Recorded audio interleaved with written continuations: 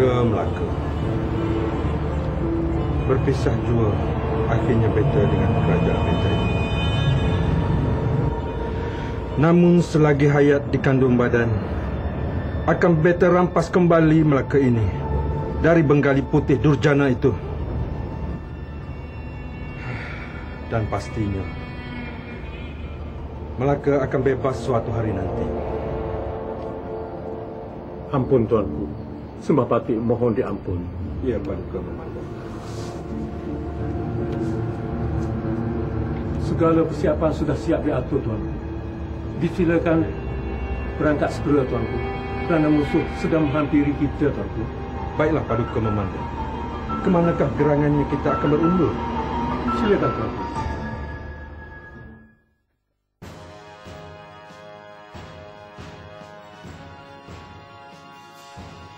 Sedotan pada video itu tadi menunjukkan bahawa Kesultanan Melayu Melaka telah mempunyai sistem pentadbiran yang sistematik. Kesultanan Melayu Melaka mengamalkan institusi beraja di mana raja dibantu oleh para pembesar dalam pentadbirannya. Murid-murid masih ingatkan lagi tokoh-tokoh Melaka yang berwibawa seperti Sultan Muzaffar Shah, Sultan Mansur Shah, Sultan Alauddin Riayat Shah, Bendahara Tun Perak yang bijaksana serta Hang Tuah 5 bersaudara yang gagah berani. Kehebatan dan ketokohan mereka telah berjaya menjadikan Melaka sebuah empire yang luas, pelabuhan antarabangsa, Emporium di Timur dan menjadi kuasa yang disegani di rantau Kepulauan Melayu. Kehebatan dan ketokohan serta kekuatan Melaka telah berjaya meninggalkan warisan dan ketemadunan kepada negeri-negeri Melayu.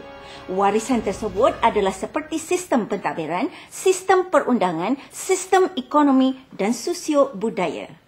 Warisan Kesultanan Melayu Melaka yang akan kita bincangkan pada siri kali ini adalah berkaitan dengan sistem pemerintahan dan juga pentadbiran. Struktur pentadbiran di negeri-negeri Melayu boleh dilihat pada rajah struktur pentadbiran berikut. Di puncak pentadbiran, yang mengetuai pentadbiran ialah Sultan. Sultan dibantu oleh pembesar di peringkat negeri. Diikuti dengan pembesar di peringkat daerah dan jajahan. Struktur terakhir dalam lapisan pentadbiran ini berkaitan dengan penghulu di peringkat kampung. Murid-murid, lapisan pertama dalam struktur pentadbiran negeri-negeri Melayu diketuai oleh Sultan. Sultan merupakan pemerintah tertinggi. Baginda mempunyai kuasa mutlak. Baginda atau Sultan dianggap sebagai lambang kedaulatan negeri. Tahukah murid-murid apa yang dimaksudkan sebagai berdaulat? Berdaulat menunjukkan seorang raja mempunyai ciri-ciri kesempurnaan, ciri-ciri keistimewaan. Baginda juga dikaitkan dengan mempunyai ciri-ciri keunggulan peribadi dan juga ciri-ciri kepahlawanan ketika menentang musuh. Mengapakah kedaulatan ini penting kepada seorang sultan? Dengan konsep daulat ini, seseorang sultan mampu mewujudkan keamanan dalam kerajaannya dan berjaya mengukuhkan sokongan serta taat setia pembesar serta rakyatnya. Murid-murid, bagaimanakah kedaulatan seseorang raja dikukuhkan? Raja biasanya mempunyai keistimewaan yang tidak dimiliki oleh orang lain termasuk pembesar dan rakyatnya. Pernahkah murid-murid mendengar bahasa istana atau bahasa dalam? Beta menunjukkan kata ganti nama diri. Beradu, kering, bersantap. Rakyat biasa tidak dibenarkan menggunakan bahasa dalam. Tahukah murid-murid apakah warna diraja? Kuning adalah warna diraja. Biasanya digunakan pada pakaian dan kesemua perkakasan yang digunakan oleh raja seperti sapu tangan termasuklah payung. Selain daripada itu, Sultan juga mempunyai cap mohor raja. Cap mohor diraja menunjukkan lambang pada surat rasmi sesebuah kerajaan ataupun negeri. Ia juga merujukkan sebagai lambang pengesahan arahan daripada raja. Raja juga mempunyai alat muzik diraja, iaitu naubat, yang membawa maksud naubat gabungan 9 alat. Antara alat muzik dalam nobat ialah seperti gong, nekara, nefiri dan juga serunai. Istimewanya, nobat ini hanya boleh dimainkan dalam upacara rasmi seperti pertabalan, kemangkatan dan keberangkatan duli. Murid-murid, selain daripada itu juga, raja-raja memiliki alat kebesaran yang tidak dimiliki oleh rakyat biasa. Antara alat kebesaran tersebut adalah seperti keris, pedang, mahkota, termasuklah payung berambu berwarna kuning. Tahukah murid-murid, alat-alat kebesaran ini berjaya mengukuhkan kedaulatan seorang sultan. Perintah raja mesti dijunjung dan dilaksanakan. Kegagalan seseorang pembesar dan rakyat melaksanakan arahan raja dianggap sebagai penderhaka. Penderhaka akan terkena tulah. Lapisan kedua dalam struktur pentadbiran di negeri-negeri Melayu ialah pembesar negeri. Murid-murid, masih ingatlah lagi berkaitan dengan sistem pembesar 4 lipatan pada zaman Kesultanan Melayu Melaka.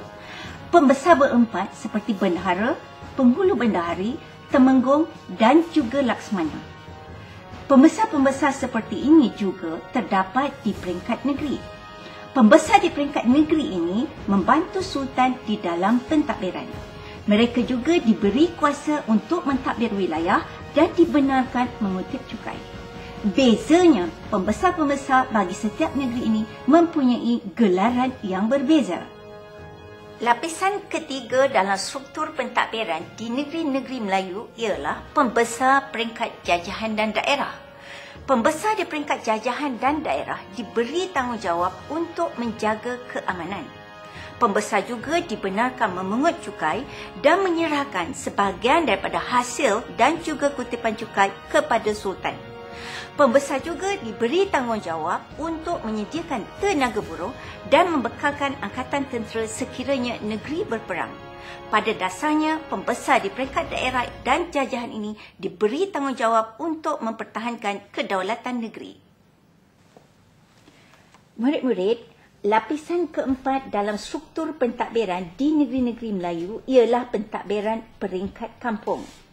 Peringkat kampung biasanya diketuai oleh ketua kampung dan seringkali dikenali sebagai penghulu dan juga penggawa. Ketua kampung ini diberi tanggungjawab untuk menjaga keamanan di peringkat kampung dan menjadi perantara antara orang kampung dan juga pembesar di peringkat jajahan. Ketua kampung juga diberi tanggungjawab untuk memungut cukai, menyediakan tenaga kerja dan juga tentera. Untuk pengetahuan murid-murid, ketua di peringkat kampung ini penting dalam usaha memastikan ketaatsetiaan rakyat kepada raja. Selain daripada ketua kampung, gulungan agama merupakan orang penting sebagai pemimpin di peringkat kampung. Gulungan agama ini adalah terdiri daripada cerdik pandai Islam. Setengah daripada mereka dilantik menjadi penasihat sultan seperti menjadi mufti dan juga menjadi kadi.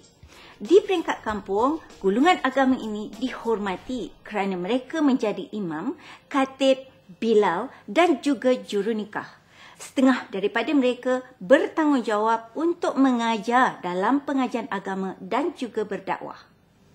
Gulungan majlis juga dianggap pemimpin yang penting di peringkat kampung. Gulungan majlis ini terdiri daripada pawang dan bomoh. Mereka ini dikatakan mempunyai kuasa majlis untuk menyembuhkan penyakit. Mereka juga dikatakan berpengetahuan dan berkemahiran untuk mengenali perubatan herba. Murid-murid, dapatkah mengaitkan sistem pentadbiran Kesultanan Melayu Melaka dan negeri-negeri Melayu dengan sistem pentadbiran pada hari ini? Kalau pada zaman Kesultanan Melayu Melaka dan negeri-negeri Melayu, pentadbiran diketuai oleh sultan. Pentadbiran pada hari ini masih lagi mengekalkan institusi diraja. Kalau pada zaman Kesultanan Melayu Melaka dan negeri-negeri Melayu, raja dibantu oleh para pembesar, pentadbiran hari ini ditadbir oleh jemaah menteri. Murid-murid, kita patut bersyukur kerana Kesultanan Melayu Melaka telah pun mewariskan kepada kita sistem pentadbiran yang sistematik. Kita juga patut berbangga kerana Malaysia adalah antara negara di dalam dunia yang masih lagi mengekalkan institusi beraja. Sekian untuk kali ini.